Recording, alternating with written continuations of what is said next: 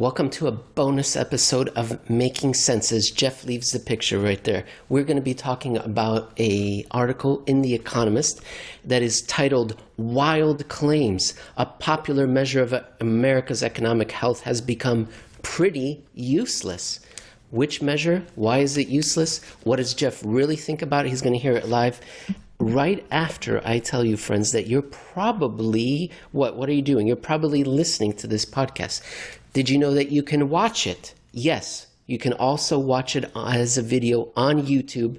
You'll find Making Sense at the Alhambra Investments channel. You'll also find it in the Emil Kalinowski channel. And that's it. That's all I wanted to let you guys know. I'm now joined by Jeff Snider, a man that has watched all 718 episodes of America's Funniest Home Videos and the head of global research for Alhambra Investments. Jeff, I don't know if I've seen all 718, but my kids have seen a fair amount of them. I love them. I thought they were hilarious. And then you remember the season-ending one where they would do the best, most funny, most incredible video, and everyone would dress up, and it was a good show. Anyhow, no one knows that. No one that's young. Only old people like us. Let me read. You jump in, Jeff, at any point. Quote. By the way, where is this? It's in The Economist, and it's their March 27th, April 2nd edition. And it's not even a particular columnist. It's just a little box off to the side. Here it is. In the past year, pundits have closely tracked America's jobless claims data published every Thursday by the Department of Labor to show how many people are newly claiming unemployment insurance. These data once provided invaluable insights. Yet, in the current crisis, more people are starting to realize their limitations. Somebody seeking unemployment insurance benefits must file a claim with a state employment office. The claims data were useful early in the pandemic. They are published with a lag of only a few days.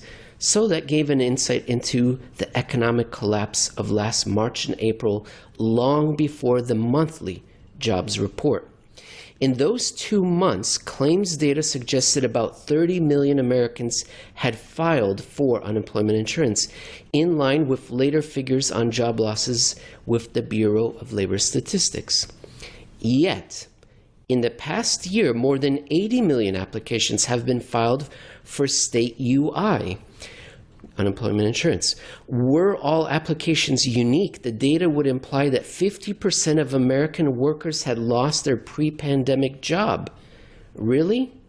About 20 million Americans remain on some form of UI, twice the number officially classified as unemployed. Initial claims for the state UI have fallen from the heights of last spring, but even now, over 700,000 claims are being filed each week, more than at the height of the financial crisis of 2007 and 9. Are they actually expressing skepticism that actually means something? I mean, I'm trying to figure out where they're going with this, and it sounds like they're saying can't have possibly have been 80 million Americans filing for claims. I don't think anybody actually believes that, because what likely happened is that one person probably filed more than one claim, multiple claims, because look, you got laid off early in the pandemic. You were brought back because the business owner thought things were, the reopening was going to lead to good times again, the V-shaped recovery. Then you were laid off again when the summer slowdown happened. And then you were brought back because more stimulus checks went, and then you were laid off again. So it could have been that you could have filed 4 different jobless claims in the space of 6 months because you hadn't exhausted all your benefits. I mean, you were only on unemployment a little while, and so why wouldn't you do this repeatedly? And it's a measure of labor market churn as much as it is anything else. And labor market churn that involves unemployment claims as part of that churn is negative churn, because some churn is normal. People leave, and people get laid off, people leave, people quit. There's all sorts of reasons. And you don't always go on unemployment. Sometimes you do, sometimes you don't. There's a structural level of unemployment in the economy. There's a structural level of good churn. But a correspondingly high level of jobless claims, initial claims, especially last year, I mean, why wouldn't we expect a single person to file multiple claims throughout the entire year? I mean, that's not a surprise. Is it? Is that really a surprise to anyone? I'm worried that they may be throwing the baby out with the bathwater because of that 50% of everyone's unemployed, 80 million. I don't know anybody who would actually think that. I mean, honestly, nobody thinks that half of Americans were laid off last. Nobody. I mean, no. But I think the 700,000 weekly claims is much more important and realistic. And what I think is about to happen is they're going to say the 80 million people and 50% of the workforce. It's unreliable. So now we don't have to pay attention to the 700,000. Right. It's a logical fallacy. It's not an argument. Well, I oranged and highlighted the whole article except for this section, but then I underlined and circled this section that we're about to get to. So I think this is the fireworks, I believe, but of course I can't remember because that was a few days ago. It is possible the claims data reveal that America's labor market is doing far worse than other statistics show. More likely, what other statistics are those? None of the labor statistics are good. We're encountering bias here that doesn't belong. Turbulence. And they're using this 80 million thing as confirmation bias of a prejudged position. It is possible the claims data reveal that America's labor market is doing far worse than other statistics show. More likely, the data themselves are flawed. Why? Early in the crisis, wonks warned that initial claims data would run high long after actual job losses had fallen because state UI offices were catching up on backlogged applications. A paper last year from the Federal Reserve said, quote, errant claim duplication may inflate official tallies. Some state offices have made it easier for people working reduced hours rather than not at all to claim UI. All right, that's reasonable. The government has also allowed more people, including the self-employed and gig economy workers, to be eligible for payments. Another source of distortion could be widespread fraud. No one knows. Those things are all true, by the way. California is a perfect example. They shut down their unemployment claims. They stopped tallying them.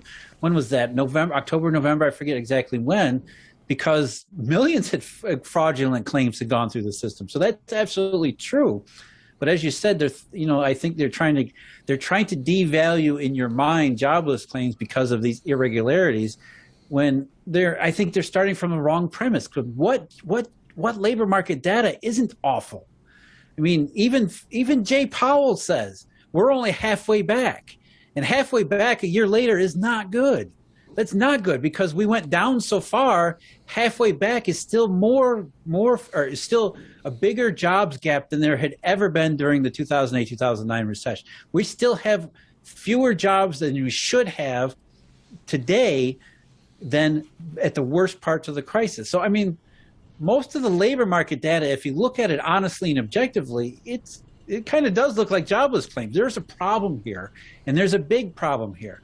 And it may be what the message should have been from the Economist is that, there's this other stuff, there's new stuff going on. The 2020 pandemic gave, new problems that have arisen.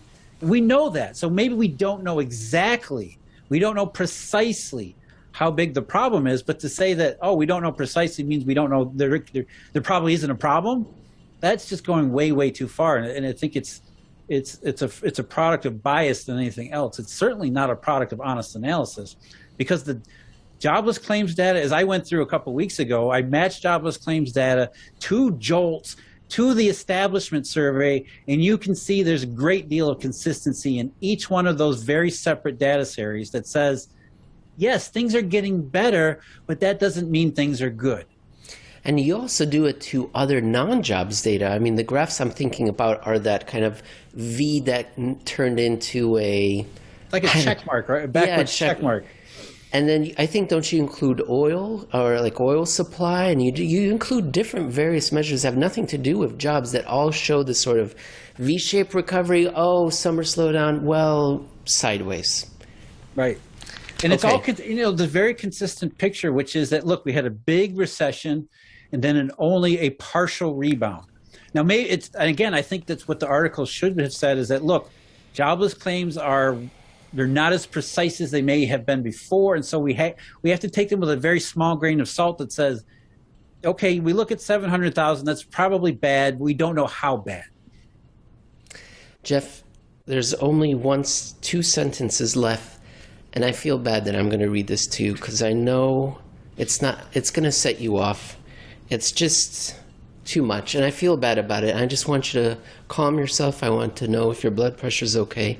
Here it is. No one knows the biggest reason why claims are so absurdly high, but this much is... I'm going to laugh and say, I mean, no one, we couldn't possibly know. But this much is clear, Jeff Snider, head of global research for Alhambra Partners, that's in there. To get the measure of America's labor market, look elsewhere. Well, that means that, I mean, it's just... It was implicit for a while, like, maybe we shouldn't look at this, but then it ends with, don't believe this, that it's so high week after week. But is it that high, though? Recently, the numbers have not been that high. Have fallen significantly over the last few weeks, and they're less than 600,000 now, which suggests further improvement, which I'm sure if the Economist wrote a different article today, they would say, oh, you need to be looking at jobless claims and only jobless claims. I'm going to be on the lookout for that one, and the audience. No, and I think the overriding message has always been these are unique circumstances, so we have to take a broader survey of any kind of labor, whether it's employment labor, participation, employment labor data, force. Yeah, anything, whatever it is. Even if it's any other kinds of data, high frequency, low frequency, whatever it is. These are unique circumstances, and we have to look at them somewhat skeptically. But even as we do, a very consistent picture emerges from each and every single one of them, which is sharp downturn and only partial recovery. And that partial recovery has been maintained for what is now 8 months, 9 months since the reopening started, which suggests altogether, not just one data point or another, altogether that at least something is preventing a more complete full recovery, which can be any number of things. You could say, oh, that's COVID, continued restrictions, pandemic, whatever. I think it has a lot more to do with the fact that we destroyed a lot of the economic capacity of these various systems unwisely. And there's also liquidity, money, the Eurodollar system. Those things create changes in behavior, all sorts of structural things. So, I mean, whatever you want to assign as far as causation, it is absolutely perfectly clear that, like jobless claims, we've only had a partial rebound from the bottom, which is, since it was such a deep bottom, a partial rebound is just nowhere near good enough. Jeff, earlier you mentioned that each and every one of these measures is signaling what you just said, partial rebound. I haven't seen it in your work, but maybe I've missed something. Is there a clearly unambiguous positive recovery or reflation metric, either in labor, in America's labor market, or in any other monetary measure that you're aware of? Or no, there is clearly unambiguously positive that we can look to? The only thing that's insanely positive is goods spending in the United States. Because you look at, the GDP numbers that came out before, the PCE numbers that came out today, goods spending in the first quarter of 2021 was about 20% higher than it was at the peak. So it went way down, and then goods spending has gone way, way up. I mean, enormous numbers. And you see all sorts of things that are responding to that, whether it's imports, shipping, trade, at least inbound trade to the United States, that are suggesting, oh my God, the U.S. economy is exploding. But that's just goods. And then you look at services, and services is worse than the jobless claims numbers, which is, okay, Americans who aren't able to go out to their local restaurant are simply sitting home and buying stuff on Amazon. And so that's not a rebound or recovery, that's a distortion. And a lot of that distortion is being fueled by Uncle Sam. Uncle Sam is paying people, even transfers. People who were not harmed by the recession. And so they're acting in ways they would never have acted before, nor should we count on that kind of behavior sticking around for a very long period of time, which is why I think production levels look more like jobless claims than they do actual U.S. consumer spending. Which is, producers are not expecting this to be anything more than a temporary distortion either. And so if we're looking at, again, jobless claims are not inconsistent. It's the goods spending numbers that are. And we know why that's the case, because that's the government transferring money into people's pockets. Well, ladies and gentlemen, if you come across any articles, they don't have to be something that Jeff would disagree with. For example, about a month ago, we did a Paul Krugman piece where Jeff agreed in reasonable part with what the Economist was writing in the New York Times. If you come across any brief column essays in the financial press that you think Jeff would react to in an interesting way, share how his view differs from the mainstream media, let me know at Emil Kalinowski on Twitter. And you know what? You can also let Jeff know at Jeff Snider _AIP. Normally you don't respond, Jeff, but I saw you respond to someone on Twitter. And I believe they triggered you because they said that, oh yeah, that's just the bond market. And then you responded and listed all the other things that were signaling some sort of distress. Jeff, I've been following you on Twitter forever. I believe that was your first response to anyone on Twitter. Am I wrong? Or do you even remember? Were you in a comatose state? Maybe not the first one in a very long time. And I only saw that comment by accident. So it won't happen again. And I just thought that, hey, yeah, maybe not. Well, maybe we can sell it as an NFT, a truly rare occurrence in social media. All right, Jeff, good show. I'll talk to you next week. All right, take care, Emil.